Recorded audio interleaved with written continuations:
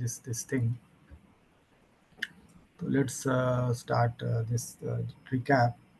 तो महाजनपदात 16 महाजनपद थे, और अलग अलग ट्रेडिशंस में उनके थोड़े थोड़े नामों में अंतर हैं, which we have talked in detail.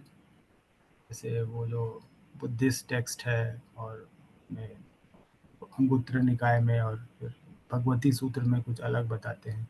2 प्रकार की व्यवस्थाएं थी, मोनार्किकल एंड नॉन मोनार्किकल. तो राज्य और गण. तो एक से राज्य से कोई गण भी बनते थे और गण से राज्य भी बनते थे, ऐसे ऐसे एविडेंस हैं. तो उन जो जो स्टेट्स थे, राज्य थे, we had seen them in some detail. Kashi, Kaushal, Anga, Magadh, Vajjis जो कि एक कॉन्फेडरेसी थी. Then we have Videha and Vajjis and Mallas, Chedis, Vatsa, Kuru. ये सब जो है we have seen the details which are available. उन डिटेल्स को हम लोगों ने देखा जो हमें डिफरेंट डिफरेंट सोर्सेज से मिलते हैं about these states, about these confederacies. तो और जो भी इम्पोर्टेंट इंफॉर्मेशन है from our point of view of the examination part, we have tried to collect. You have Panchal, Matsya, ये कहाँ कहाँ था, इनका एरिया क्या था, किन नदियों पर बसे थे, उनके कौन राजा थे, और उनसे जुड़ी हुई कुछ और बातें. ये जो हमें टेक्स्ट से मिलती है, उस समय के टेक्स्ट से वी कैन गेट दो. तो मत्स्य जैसे ये राजस्थान, जयपुर. सौरसेन ये मथुरा. अस्सक इज जो अलग अलग ट्रेडिशन है, कोई कहते हैं नॉर्थ वेस्ट में था, कुछ कहते हैं कि ये गोदावरी में था, गोदावरी के तट पर. Buddhist sources. और वो उधर वाले सोर्सेस अष्टाध्यायी हैं और कुछ पुराण है, ये सब कहते हैं north west. Then we have this Mulakas और आलकास साउथ ऑफ गोदावरी. अवंती, अवंती जो है मालवा का इलाका, और गांधार, तो अब गण और संघ यानी कि गण जो थे, गणराज्य, उनका सिस्टम क्या था, तो कौन कौन मुख्य गण थे, तो वो भी हम लोगों ने देखा. वज्जी और मल्ल. फिर अदर जो संघ भी हैं कई सारे, बुली, कलाम, मौर्याज, भाग्गाज, ये सब. एंड देन वी हैव ये सब हिमालय की तराई, हिमालय के फुटहिल्स पे ज़्यादा गणराज्य थे. और जो जो जो मोनार्किकल किंगडम्स थे वो कहाँ थे, गंगा वैली. और क्यों थे, तो इसके कई कारण हैं, इसके बारे में अलग अलग व्यूज़ हैं. कुछ लोग का कहना है कि ये अर्ली वेव्स ऑफ इमिग्रेंट्स थे, जो आर्यन, इंडो आर्यंस. तो इनका कॉन्फ्लिक्ट था लेटर इमिग्रेंट से. तो शायद जो अर्ली इमिग्रेंट्स थे वो पीछे चले गए और हिमालय की तराई वगैरह में बस गए, एंड ऑल दैट, है ना. ये एक व्यू है. दूसरा व्यू है कि यहाँ के इंडिजिनस ट्राइब्स हो सकते हैं, यहाँ के ओरिजिनल लोग हो सकते हैं, क्योंकि दोनों की व्यवस्थाओं में अंतर मिलता है. आप देखिएगा कि वो जो उधर वाले हैं, जो गण हैं, उसमें जो सोशल ऑर्डर है उसमें क्षत्रिय पहले हैं, और इधर वाले में जो टेक्स्ट्स में ब्राह्मण पहले आते हैं, और भी चीज़ों में अंतर आते हैं, कई तरह के अंतर. तो अब वो जो गण थे वो दे वर क्लोजर टू ट्राइबल ऑर्गेनाइजेशन. कुछ जो चेंज हुए, जैसे विदेह कुरु, मोनार्की से गण बन गए. और साक्या जो है, कोलियाज ऑफ रामगाम, ये सब अलग अलग जो हैं, भग्गास देखा. ये एरिस्टोक्रेसी होती थी, है ना.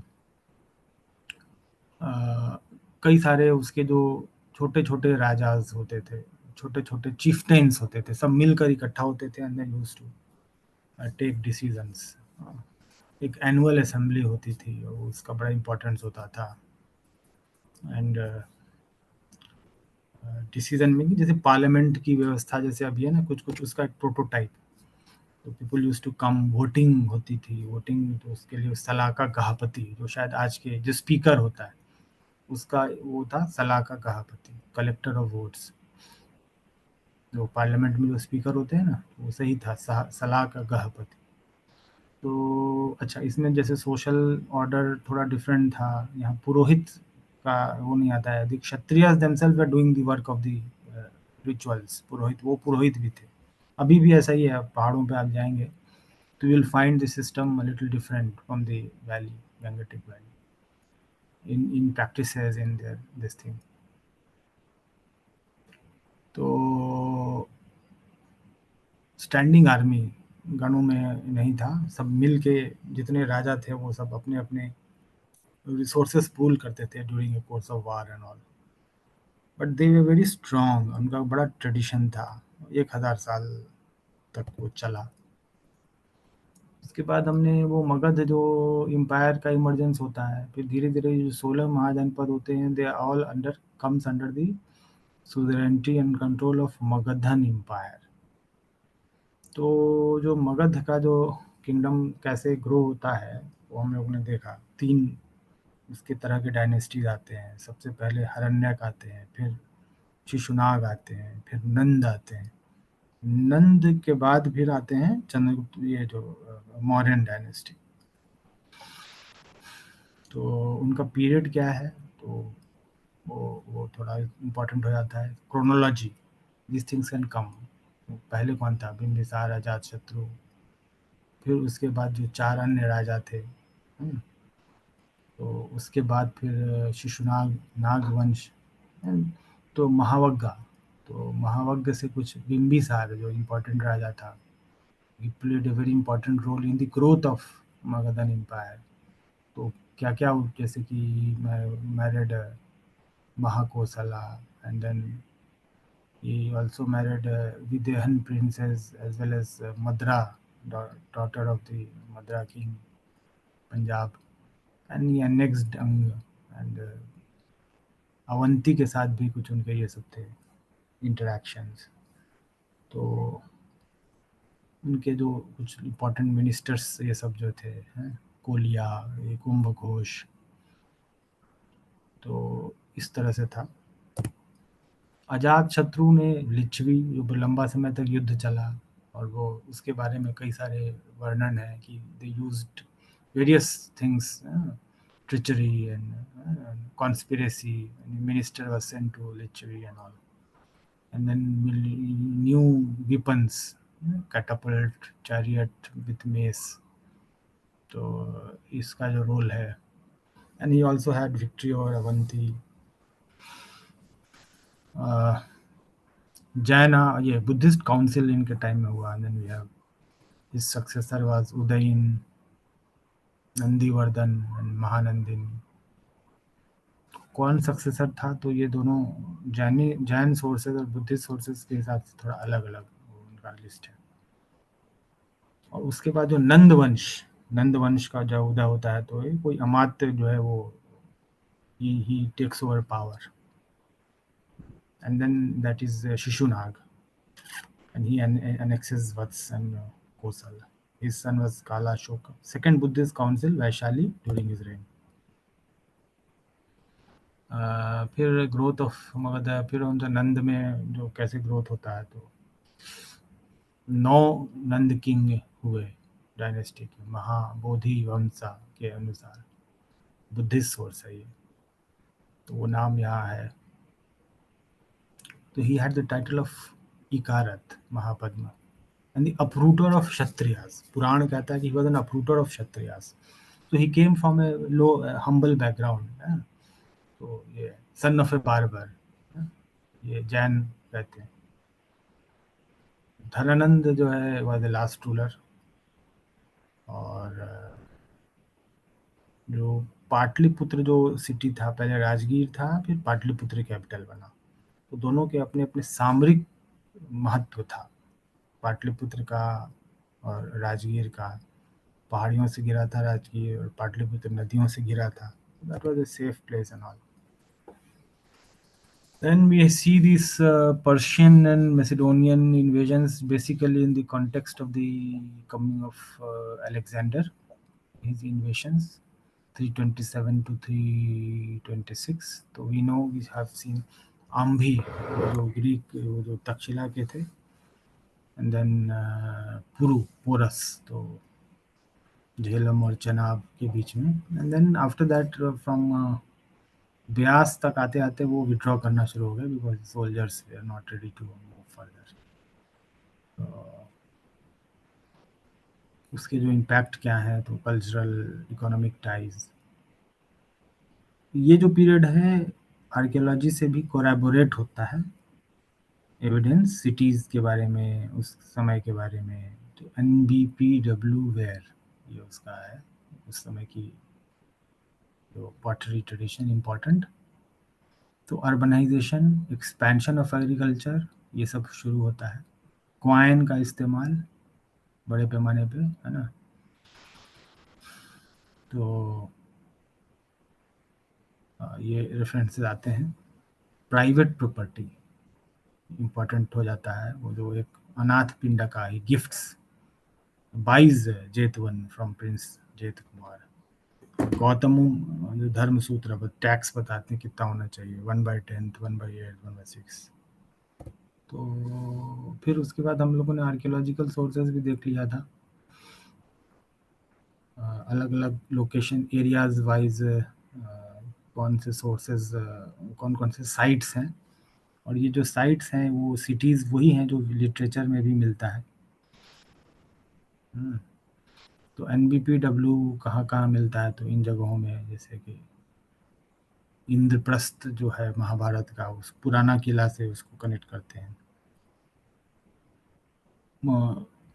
नेम ऑफ एक बता दे, टेरिकोटा जो है वो नाम है उसका, स्वती रक्तिका और उनके नाम से अहंकारा। हस्तिनापुर मेरठ, फिर वो बाद में कौसाम्बी में चले गए। हस्तिनापुर जैन फर्स्ट जो तीर्थंकर ऋषभ से एसोसिएटेड है। और कुछ कुछ जो मोनास्ट्रीज हैं वो किस साइट पे हैं, गोशी तरामा मोनास्ट्री। अब ये सवाल आ सकता है कहाँ है, तो कौशाम्बी। हर्मिटेज ऑफ सेज जो है ये ना, ये कहाँ है, ऋषि रिंग है, तो ये श्रवण है पूरा। देन वी हैव और भी कुछ जो इम्पोर्टेंट चीज़ें पता चलती हैं, सहेत महेत, अनाथ पिंड का जो का एरिया है वो, साक्या।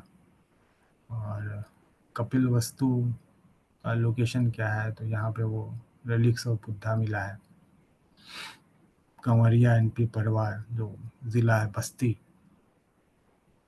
वैशाली बसाड़, माउंड ऑफ राजा विशाल की गढ़। And then central and Deccan में Chedi dynasty, Tripuri, city of Tripuri, है ना, ये सब सिटीज़ जो हैं। दक्कन में अश्मिका किंगडम, गोदावरी, तगर रिवर। अब सोशल लाइफ में हमने देखा कि urbanisation, wide range of new crafts, artisans, guilds, बहुत पैमाने पे गिल्ड्स का जो है बढ़ोतरी होने लगा है। तो क्वाइंस, उसके जो अलग अलग टर्मिनोलॉजीज हैं, कहापा, निक, कम्स, पर्द, मसक, ये सब नाम है। Punch mark coins of silver. Emergence of Gahapatis, not just as a household head of a household, but a wealthy landowner, property owner. दो ट्रेड रूट थे, उत्तर पथ और दक्षिण पथ। उसका टेरिटरी क्या था वो देखा।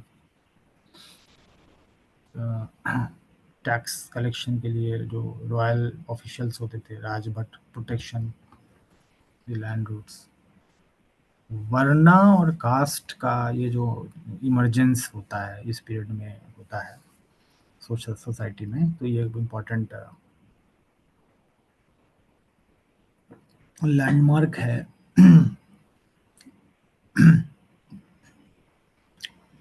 तो किनशिप कंटिन्यू करती है, बट किनशिप इवॉल्व होता है, किनशिप से ही बहुत सारी चीज़ें इमर्ज होती हैं, और वो फ्रेमवर्क ऑफ कास्ट जो है वो बनना बनना शुरू होता है।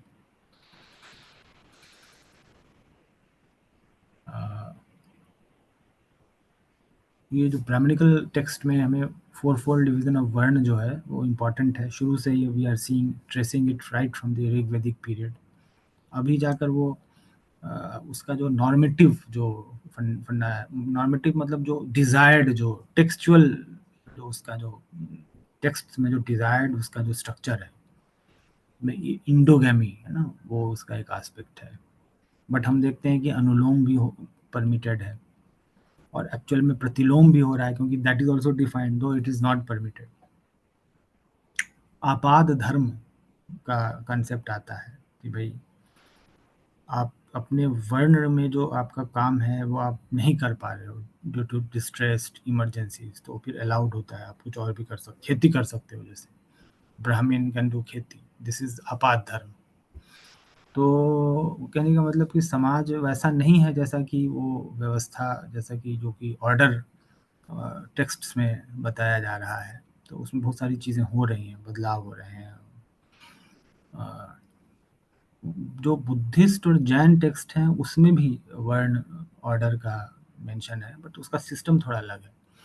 उसमें जैसे एक तो उसमें रिलीजियस सैंक्शन उसमें एसोसिएटेड नहीं है, दूसरा क्या है कि वो मतलब हायरार्की में थोड़ा डिफरेंस है। क्षत्रिय इज प्लेस्ड अबव, गोत्र और क्लैन और kinship that continues to be very important even in the Brahmanical and Buddhist and Jain source, so that is thing। तो जाति, कास्ट जो है उसका भी इमर्जेंस होता है, क्योंकि टेक्स्ट में तो देखिए पहले सिर्फ वर्ण की बात होती है ब्राह्मणिकल टेक्स्ट में, but now we are starting to see references of jati. और जाति को मतलब रैशनलाइज करने के लिए, उसको जस्टिफाई करने के लिए वो अलग अलग तरह से चीज़ें बताई जा रही हैं, जैसे कि, और इसमें इसका जो मेन जो एलिमेंट है जाति का वो क्या है, इंडोगामी एंड कॉमेंसैलिटी। तो इंडोगामी मतलब marriage within the caste, and commensality मतलब रिचुअल प्योरिटी के कुछ सिद्धांत, जैसे इंटरडाइनिंग, कौन किसके साथ डाइन कर सकता है, कौन किसके का पानी पी सकता है, एक्सेप्ट कर सकता है, खाना एक्सेप्ट कर सकता, दीज थिंग्स। तो दिस इज कॉमेंसैलिटी, रूल्स ऑफ कॉमेंसैलिटी। ये पूरी तरह से इस समय नहीं प्रचलन में था, but it starts, this concept starts from this period, 6th century BC। तो ओरिजिन ऑफ जाति को एक्सप्लेन करने के लिए धर्म सूत्र देखिए पहले है और धर्मशास्त्र बाद में आता है। तो इस पीरियड के जो धर्म सूत्र हैं, तो उसमें जो आता है idea of what they explain the emergence of जाति थ्रू द कॉन्सेप्ट ऑफ वर्ण संकर, है ना, मिक्सचर ऑफ वर्णास, जैसे अनुलोम, प्रतिलोम एंड ऑल दैट। तो हेल्पफास्ट जो एक हिस्टोरियन है, तो ही सेज दैट कि नहीं, ये जो है varna system is a prototype of jati दोनों में कुछ कुछ रिलेशंस हैं और दोनों एक दूसरे से इमर्ज होते हैं, ऐसा है। और कास्ट जो है वो जो पोर्टुगीज टर्म है दैट वी हैव सीन, और जो रियली जो ओरिजिन ऑफ जाति है उसका जो वो कैसे होता है, through hereditary crafts and occupations. एक तो ये है, अलग अलग क्राफ्ट ट्रेडिशंस हैं उसको करने वाले। दूसरा, assimilation of tribal groups in Brahmanical fold. तो जैसे जैसे एक्सपेंशन हो रहा है जो ब्रह्मदेय ब्राह्मणिकल, तो उसमें जो बहुत सारे ट्राइबल ग्रुप्स हैं उनको एसिमिलेट करने का जो है वो एक, जैसे को इंडोगैमी के एक सिस्टम में वो हो गए, अपने किनशिप में रह गए, तो वो एक जाति का फॉर्म ले लिया। तो it was a basically designed as a social system that privileges hierarchy के आधार पर बनाने का, है ना, इसको कहते हैं हायरार्की क्रिएट करना, दैट प्रिविलेज्ड बर्थ के आधार पर, और marriage rules was a fundamental to it. तो अब इसमें देखिए कि अर्लीस्ट रेफरेंस टू अस्पृश्य, अस्पृश्य जो है, अब जैसे 4 वर्ण तो हो गए, लेकिन इनके अलावा जो भी थे अस्पृश्य, है ना, तो अस्पृश्य का भी वर्णन मिलता है। कब मिलता है? सबसे पहले 1st एंड 3rd सेंचुरी से मिलना शुरू, अभी नहीं मिलता है, मतलब इस पीरियड के बाद विष्णु धर्मशास्त्र धर्म सूत्र में पहली बार। तो देर आर मतलब अस्पृश्य का कॉन्सेप्ट अभी तक नहीं आ रहा है, जाति की सिस्टम आ रहा है, बट अस्पृश्यता, अनटचेबिलिटी, है ना, दैट जो 4 वर्ण से भी बाहर है। तो reference to male and female slaves आता है। विनय पिटका में 3 तरह के स्लेव्स का वर्णन है, अंतो विनय पिता के जो बुद्धिस्ट सोर्स है, अंतो जतको, ये ऑफस्प्रिंग ऑफ वुमेन स्लेव, धना कितो, slave that is brought, and karamara anito, brought from other country.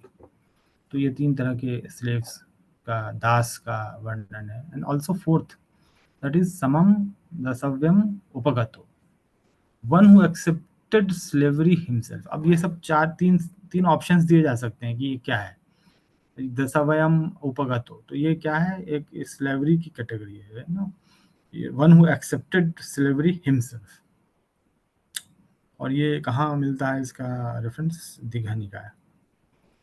चक्रवर्ती जो हिस्टोरियन है, जो जो बेसिकली जेंडर फेमिनिस्ट ओरिएंटेशन पे ज़्यादा का, तो उन्होंने जो पढ़ा है, उन्होंने जो ये किया है, इसको एनालाइज किया है, तो he has tried to he identify episodes of resistance. तो अब ये जो पूरा का पूरा जो वर्ण व्यवस्था और जाति व्यवस्था का एक पूरा का पूरा एक स्ट्रक्चर हमें मिलता है ब्राह्मणिकल टेक्स्ट्स में, तो इसमें ऐसा नहीं है कि समाज ऐसा ही था. ही सेज कि इसमें एक सबऑर्डिनेशन है ऑफ वेरियस सोशल ग्रुप्स, है ना. तो ये जो इसके खिलाफ या इसके लिए रेसिस्टेंस भी है सोसाइटी में, और उसके कुछ रेफरेंसेस मिलते हैं, जैसे कि विनय पिटका में एक रेफरेंस है, दस कमकार ऑफ साक्यास. तो ये स्टोरी ऑफ दासी काली एंड हर मिस्ट्रेस, है ना. और मध्यम निकाय में, तो ये जो कहानियां हैं, ये these stories tell about the resistance to this order. ये है. But subordination and marginalisation involve.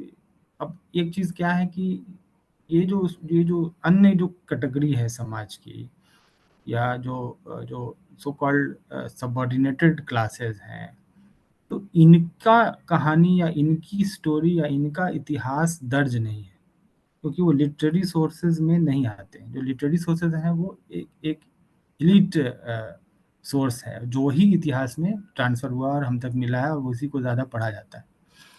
तो ये एक चैलेंजिंग टास्क है, इनका इतिहास, the history of the subordinated groups, that excluded groups, their story, their history, and they may have constituted a very large section of society, but we have very little source of information about them, or knowledge about them, or sources of information about them. So that is an important point. तो अब इसमें जो अंतिम जो slide है, इस पे class, kinship, varna, caste, that ये जो आइडिया है कि the Indian society was divided on the basis of varna, and that varna is the basis of jati, varna is the basis of jati, is not actually fully correct. Society was not always divided, there are many other things happening. दूसरा ये है कि वर्ना, अब दोनों में क्या अंतर है, और दोनों कैसे एक दूसरे के साथ एग्जिस्ट कर रहे हैं, इसको थोड़ा सा नुआंस्ड इसको अंडरस्टैंडिंग इसमें ज़रूरत है. तो दैट वर्ना ही बेसिस है जाति का, ये जो है ये सही नहीं है पूरी तरह से ये बात. अब जैसे वर्ना क्या है, 4 जाति बहुत सारे हैं. रैंकिंग, वर्ना की जो रैंक है वो लगभग फिक्स है, 2 इसमें ब्राह्मणिकल और नॉन ब्राह्मणिकल सोर्स में अंतर है, बट जाति इज फ्लूइड, में ऊपर नीचे होता रहता है. Relative ranking of caste vary across regions and localities. Caste, एक कास्ट कहीं पर आज भी आप देखेंगे कि कहीं एक ओबीसी कोई कास्ट है, कहीं पर वो दूसरी जगह दूसरे क्षेत्र में जनरल है, या कहीं कुछ और है. तो relative ranking of caste vary across regions and localities and depend on various factors like wealth, political, military power and etc. तो वो सेम नहीं है, स्टैटिक नहीं है, बदल रहा है अलग अलग जगहों, अलग अलग समयों में. Besides, in recent times, अब एक फेनोमेना है जिसको कहते हैं संस्कृताइजेशन. ये क्या है? What is Sanskritisation? It is a process involving adopting practices associated with higher castes. अब एक हायरार्की में, सोशल हायरार्की में अगर कोई कास्ट नीचे है, तो अपने से ऊपर के कास्ट के हैबिट्स और प्रैक्टिसेस को अडॉप्ट करके it wants to elevate its standing in the system, so that is called sanskritization, involving adopting of practices associated with higher caste, like typically these practices have been what in the past: vegetarianism, withdrawal of women to household, change in occupation also, etc. दूसरी तरफ से डाउनग्रेडेशन भी है, cast का डाउनग्रेडेशन, status का डाउनग्रेडेशन भी होते आ रहा है। मतलब ये बड़ा फ्लूइड सा है कुल मिला के। अच्छा, वर्ण में rules of commensality are not clearly defined, but they are defined more for jatis.